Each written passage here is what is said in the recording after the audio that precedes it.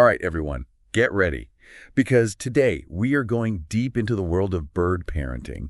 And I think you'll be surprised to hear it's a lot more than just building a nest and feeding some chicks. Yeah, it might even change how you see birds out in the world from now on.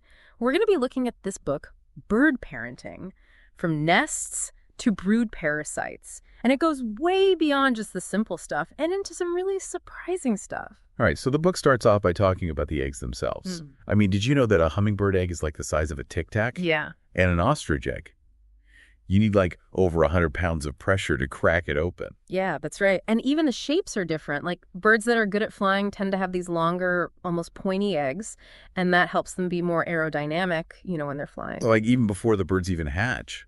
Evolution's already playing a role. Right. But then it goes on to talk about the nests themselves. I mean, it's not just twigs and branches, right? No, not at all. Some birds, like grebes, they build these nests that float on water. Hornbills seal themselves up inside of trees with mud.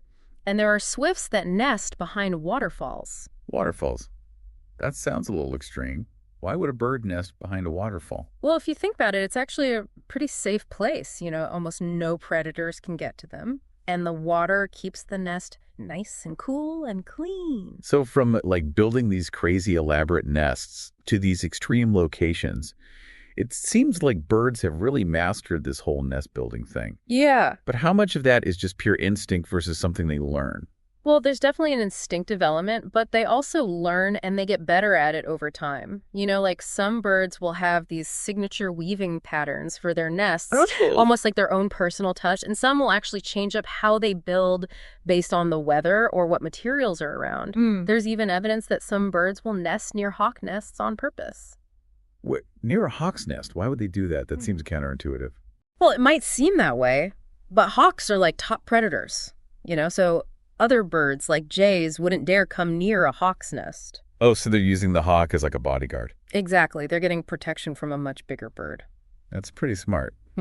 It seems like they're not just going on instinct, they're actually making decisions based on what they see around them. Yeah, exactly. They're adapting to their environment. So speaking of smart birds making decisions, have you heard of these Australian magpies? Oh! They like swoop down on people. It's like they attack cyclists and people walking down the street. Yeah, I've heard those stories too. I guess they're just trying to protect their nests, right? That's true. But it's more than just that they're not just territorial. Magpies can recognize faces. And they can remember them for like 20 years. 20 years. And so they target the people that they see as threats. So it's not random. Right. It's like they're holding grudges. Wow. That's both fascinating and kind of scary. Yeah. And it's actually really smart because that way they're not wasting energy on every single person that walks by. They're only targeting the ones they know are a problem. So that's a really good way to defend their nests. It is, and it's an example of how smart birds really are. Yeah, and it's not just magpies, right? I mean, the book talked about things like plovers that pretend to have a broken wing to lure predators away from their nests. Oh, yeah, and gulls that will poop on you. Projectile pooping. As a defense. Okay, so we've got birds building these crazy fortresses and launching air attacks. Right. But not all birds are like super parents, right? No. The book talks about female-only care and how it's a lot more common than people think. Yeah. So, a lot of times we picture mom and dad sharing all the responsibilities, but there are tons of birds, especially ones where the males aren't as involved, where it's just the female taking care of everything. So like a single parent. Right. And that's really common in birds that eat fruit or nectar. I wonder why that is. Well, in those cases, the male's job might be more about attracting a mate and finding a good territory. Okay. Instead of actually raising the chicks. So then you've got the female putting all her energy into raising the chicks. Right. And then on the other side of that, you have cooperative breeding, where it's like the whole family's involved. Yeah, cooperative breeding is way more common than you might think. Hmm. And some scientists even think it might be like an ancient behavior. Really? So you might have older siblings helping to feed the younger chicks, or even birds that aren't related helping out with the nest or protecting it. It's like a built-in support system. Exactly. It takes a village. But then the book talks about these pendulum tits, and they seem like they have a totally different style. Yeah, pendulum tits are so interesting. They build these really cool hanging nests, but they're not exactly the most traditional parents. What do you mean?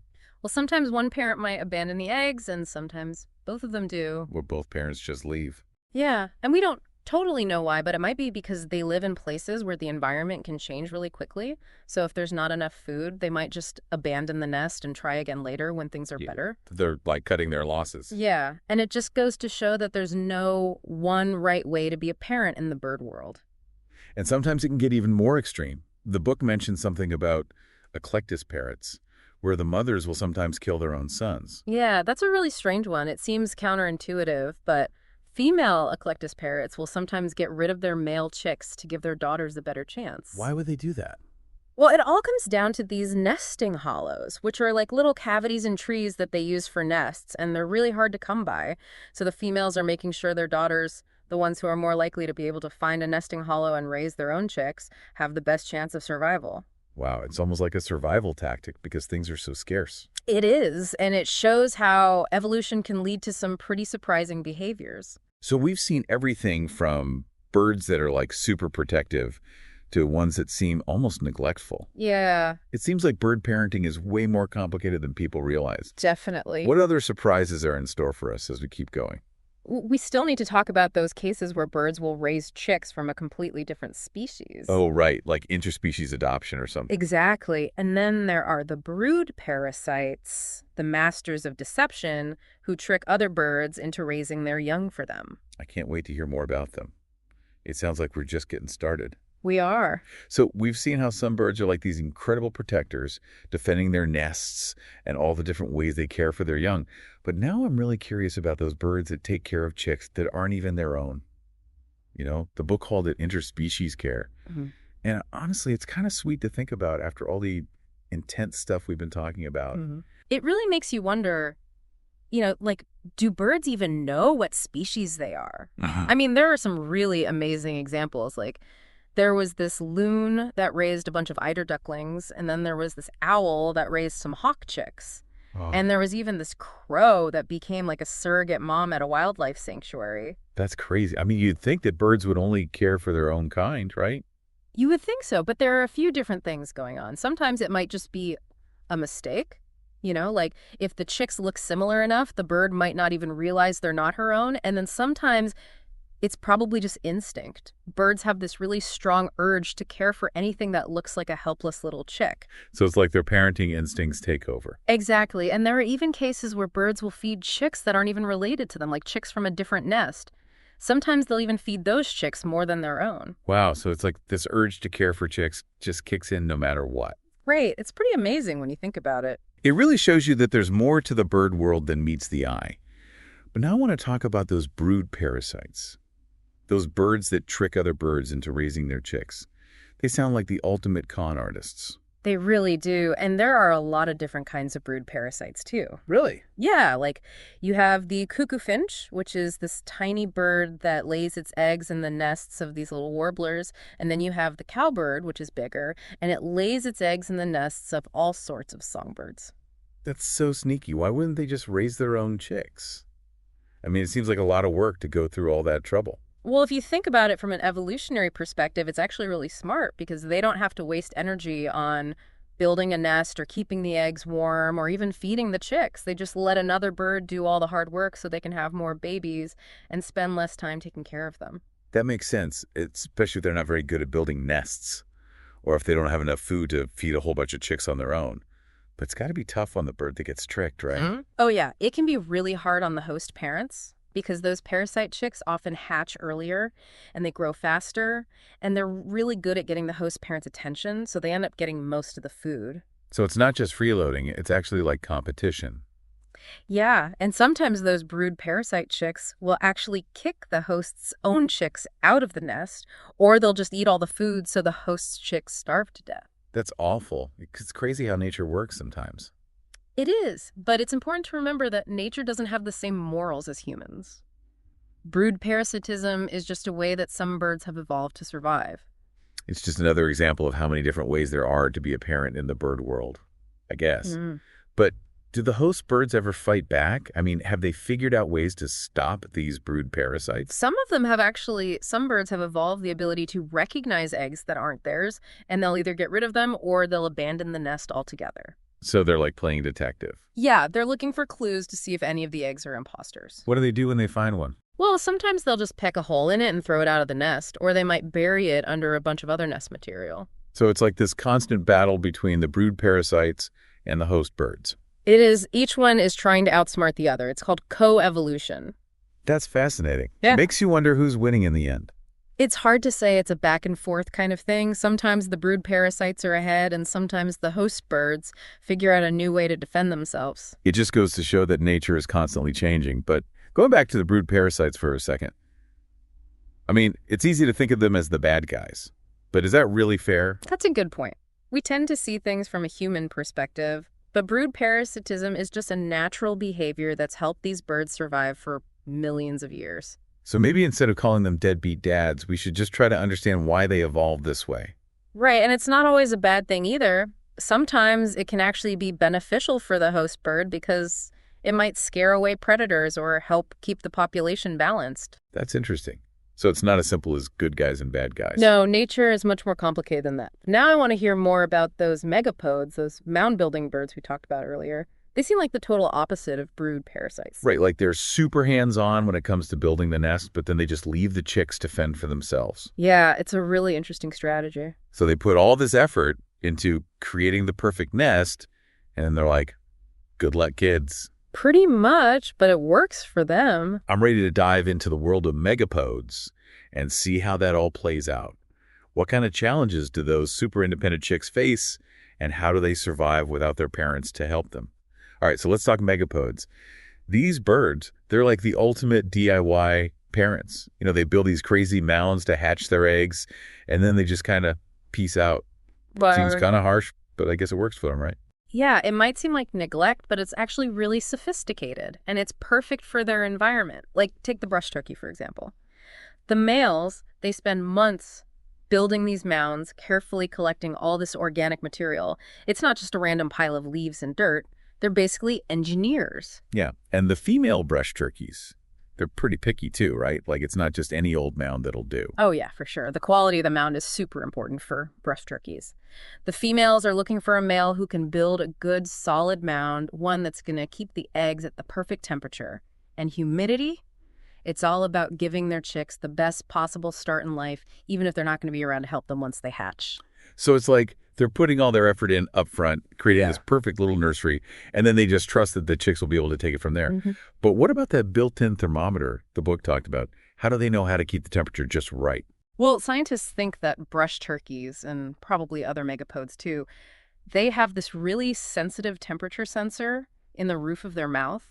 It's called the palate. And they can actually feel tiny changes in temperature by pressing their palate against the mound. Wait, so they're using their mouth like a thermometer? That's crazy. How do we even know that? Well, researchers have done these experiments where they change the temperature of the mound and watch how the birds react, and they've seen that the birds will actually change the structure of the mound or add or remove stuff to keep the temperature stable. And when you look at their anatomy, it seems like the palate is the key to this whole temperature regulation thing. That's incredible. It's like they have this internal thermostat that tells them exactly what the temperature needs to be, and they're always checking and adjusting to make sure it's perfect. But what happens when the chicks actually hatch the book?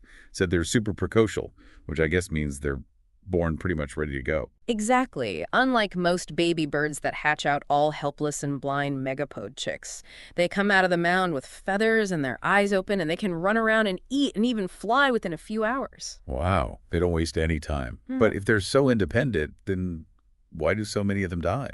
It seems like they'd have a pretty good chance of surviving. Well, even though they're physically capable, they still don't have the experience and the knowledge that comes from having parents to teach them. So they're basically on their own from the moment they hatch, and there are predators everywhere, and they have to figure out how to find food and shelter and how to get around all by themselves. So it's like trial by fire, only the toughest ones survive. But you said earlier that brush turkeys are actually doing really well even in cities. How is that possible if so many of their chicks don't make it? Well, it's because the ones that do survive, they're incredibly tough and adaptable. Brush turkeys are really resourceful, and they can figure out how to make it in all sorts of environments that would be too hard for other birds. And even though a lot of chicks don't survive, the ones that do, they've already proven that they can handle just about anything. It's like natural selection at its finest. Only the strongest survive. Right, and that's probably a big part of why they've been so successful. So we've covered the whole spectrum of bird parenting, from the fiercely protective magpies to the hands-off megapodes. It's amazing how many different ways there are to raise a family in the bird world. It really is, and it shows you how evolution can shape behavior in so many different ways, depending on the environment, whether it's building a super elaborate nest or sharing the parenting duties or just having really independent chicks. Every strategy is a solution to the challenge of survival. It just goes to show that there's no right way to be a parent, even in the animal kingdom. Exactly, and I think studying these different strategies can give us a new perspective on our own ideas about family and raising kids. It makes you realize that there are so many different ways to care for and nurture your young. Well, it's been an incredible journey exploring the world of bird parenting. What's the one thing you'd want our listeners to take away from all this?